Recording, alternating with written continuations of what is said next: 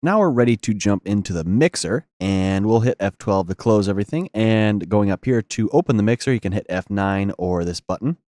Now, the mixer, just in principle, is pretty straightforward. It's not going to necessarily do anything too far out of the ordinary, but it is quite powerful in being what it is and very flexible, especially combined with all the other things that we can do. And we'll start by just getting a sense of what's going on here. We have all of our tracks, and remember, if we hold Control and preview through our sounds, you'll see that they are each going into the mixer track that is listed on the side of the channel. And you can, of course, just click and drag that to make that routing, or in the channel settings, that's also listed here.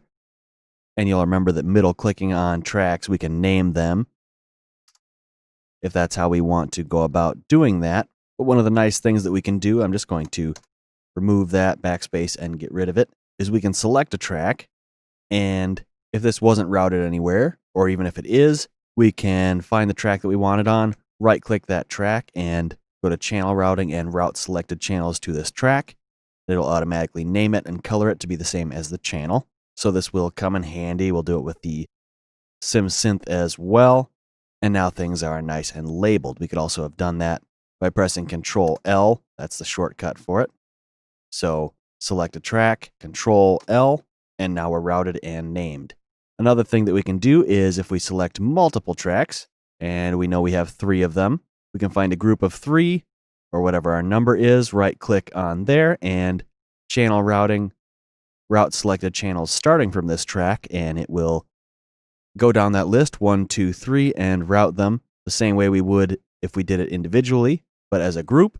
And now we have everything named and routed to a track. So whatever audio goes through that channel will then go into its respective mixer insert. And we've sort of seen this far already, but after this point, our tracks are then actually routed out of a master track on the left side. It has the M at the top here. And this basically acts more or less the same as any other track. You can put effects, and that way everything is routed into that track, and that's what actually comes out as sound through your audio interface. And that's both set through your audio settings for what that audio interface is. Then to actually see that here, on the right side, we'll have to go over to this sidebar. There are some settings for each of the tracks you are on. For the master track, it is routed out of this bottom area here, and these are your output devices. A lot of interfaces are just going to have a stereo out, and you won't really have to worry too much about this, but this is just going to be what device and output the sound is actually played from. And you can actually change that for any individual track as well if you want to have separate outputs happening for separate tracks. But that's a little more advanced and specific than we really need to get into for the scope of this series. Conversely, at the top of this sidebar, we have input sounds, and that will come into play once we start looking into audio recording, but we'll get into that pretty soon. On the far left, there's also a current track, and this is something that is mainly just a utility. You can add some little effects, like if you want to have an Edison recorder on here, that can be helpful to quickly record sound, as this is essentially just a send from whatever track is actually selected. So if you want to record a sound, put an Edison on there and you can record it. Or you can put visualizers on here to potentially monitor some certain things. Wave Candy maybe would be useful for being an oscilloscope or something like that. But running too much on the current track can sometimes be a little bit confusing and not really worth getting too deep into doing. Normally, you'll just be working with your tracks themselves for instruments and sounds. And like we were just going through, there are 10 slots of effects that we can add into each of the tracks. And we're going to scale this up a bit. I'm just going to click and drag to get a little bit bigger here. You can scale the entire mixer if you want. And this scales everything in here. You can also just maximize the whole thing by pressing enter, but I'm pretty used to seeing the mixer just take up part of the screen. Again, though, you can scale and place however you want to put it. As far as adding effects, we won't get into all the specifics here, but the basic FL plugins are all listed in this selector here. You have categories of different types, like you could pick parametric EQs. EQ2 as a good visualizer for running some equalization. Say we wanted to cut out a few frequencies on that SimSynth.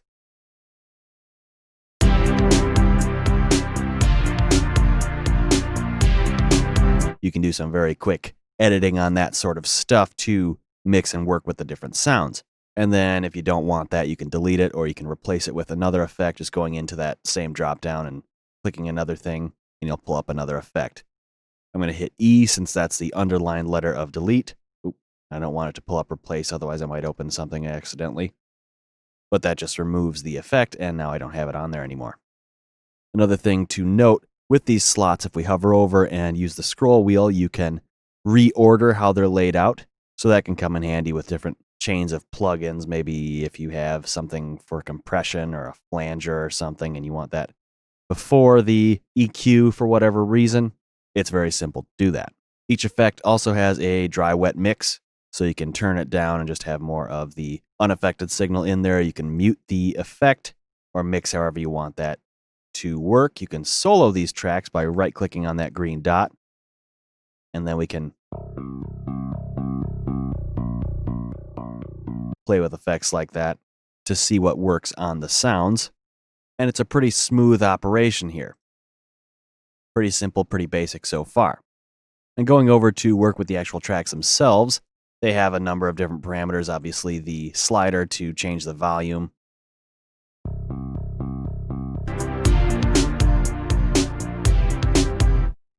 And additionally, there are a few things right here to look at with each of these, and you can enable or disable some of these up top, which can come in handy. These are just things like reversing polarity or inverting the signal. You can swap left and right channels, and there's also a stereo separation. So if we'll solo the SimSynth, you can make it mono or widen it.